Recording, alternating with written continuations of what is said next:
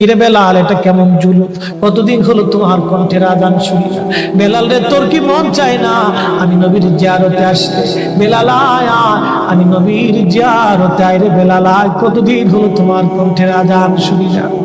স্বপ্ন যখন নবীজি দেখাইছে, এ মুসলমান, হযরত বেলাল সুদূর সিরিয়ার দামেস্ক থেকে পাগলের মতো দৌড়াইলেন, পাগলের মতো ছুটে আসলেন। যখন মদিনাতে আসলেন তখন তাহাজ্জুদের সময় চলতেছিল। তাহাজ্জুদের সময় চলার সময় হযরত বেলাল রাদিয়াল্লাহু আনহু কাঠের জালি দিয়ে তখন নওয়াজ শরীফ ঘিরে রাখা ছিল। ওই জালির পাশে বসে বসে জালির সঙ্গে মাথা ঠেকাইয়া নবীর পাগল বসে বসে গুনগুন গুনগুন করে কাঁদে আর বলে, হুজুর আপনি আসতে বলেছিলেন, গোলাম এসে হাজির হয়েছে। নবী গো, আজান দিতে বলেছেন, আমি আজান দিলে আপনি আগে নামাজে আসতেন, এখন আজান দিলে কি নবী আপনি নামাজে আসবেন? হুজুর এখন আজান দিলে কি আপনি নবী নামাজে আসবেন?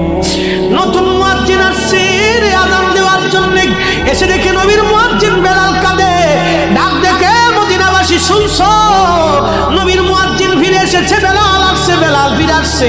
এই কথা শোনার পরে সব সাহাবী ঘর থেকে বের হয়ে দৌড়ায় এসে দেখে বেলাল কাঁদে। সাহাবীরা বলে, বেলাল আজান দাও, কতদিন হলো তোমার কণ্ঠের আজান শুনি না। বেলাল আজান দাও, কতদিন হলো আজান শুনি না রে বেলাল। বেলাল বলে, সাহাবীরা রে, আমি আজান দিলে কি নবী নামাজ আসবে বলো?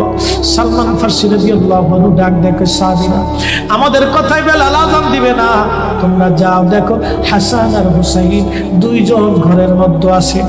ইমাম হাসান হুসাইন রাদিয়াল্লাহু আনহুমা যদি বলে তাহলে বেলাল অবশ্যই আজান দিবে। সালমান ফারসির পরামর্শে সাহাবীরা দৌড়ায় গেলেন। বর্তমান 7 নম্বর গেট বাবুস সালাম বরাবর একটা মসজিদ আছে, মসজিদে আলী। এটাই ছিল হযরত ফাতেমা রাদিয়াল্লাহু আনহার বাড়ি। এই বাড়িতে দৌড়ে যাওয়ার পরে ইমাম হাসান হুসাইন রাদিয়াল্লাহু আনহুমা দুইজনকে নিয়ে আসা হলো। দুইজনকে নিয়ে আসার পরে হযরত ইমাম হাসানকে দেখতে আমার নবীর মতো দেখা যাইত, চেহারাটা রাসূল করিমের চেহারার মতো ছিল। নাতি দৌহিত্র নানার চেহারা পেয়েছিলেন, ইমাম হুসাইন ও নানার সুরত পেয়েছিলেন। দুই ভাই নানার সুরত পেয়েছিলেন। হযরত বেলাল রওজা শরীফ থেকে উঠে হযরতে হাসানের বুকের মধ্যে মাথা ঠেকায় কাঁদতেছে, ইমাম হুসাইনের বুকের মধ্যে মাথা ঠেকায় কাঁদে। হযরত ইমাম হাসান ডাক দেখে, নানার মুয়াজ্জিন, কতদিন হলো তোমার কণ্ঠে আজান শুনি না। যে কণ্ঠ দিয়ে নানার আজান শুনাইতা, যাও গো ওই কণ্ঠ দিয়ে আমাদেরকে আজান শোনাইয়া যাও। যখন হযরত বেলাল ইমাম হাসান এই কথা বললেন, হযরত বেলাল দৌড়ায় গেলেন। যেই বনু নাজ্জার গোত্রের মহিলা সাহাবীর ছাদের উপরে দাঁড়ায় বেলাল আজান দিত।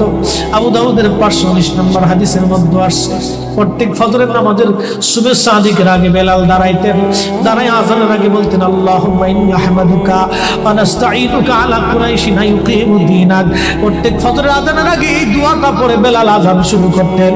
হযরত বেলাল রাদিয়াল্লাহু আনহু আজকে তাহাজ্জুদের আজান দিতে গেছে।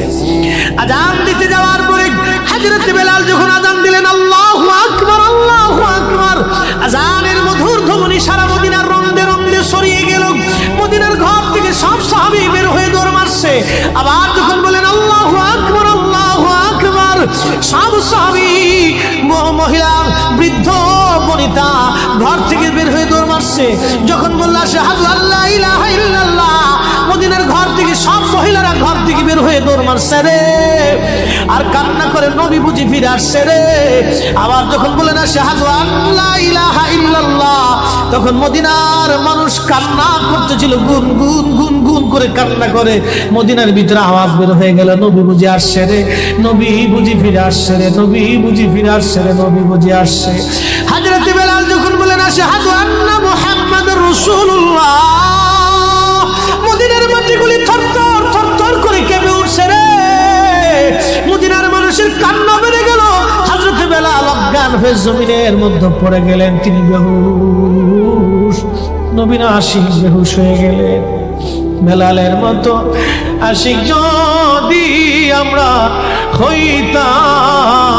হইতাম, এ দুনিয়ায় নবীর দেখা পাইতাম, এ দুনিয়ায় নবীর দেখা পাইতাম।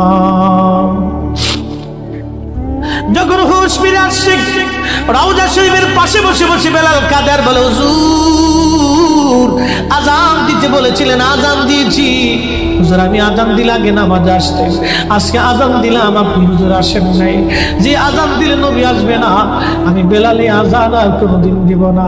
হযরতে বেলাল কিছুদিন পরে কলিজা ফেটে নবীর বিরহ বেদনা সহ্য করতে না পেরে তিনি চলে গিয়েছিলেন পরপারে কলিজা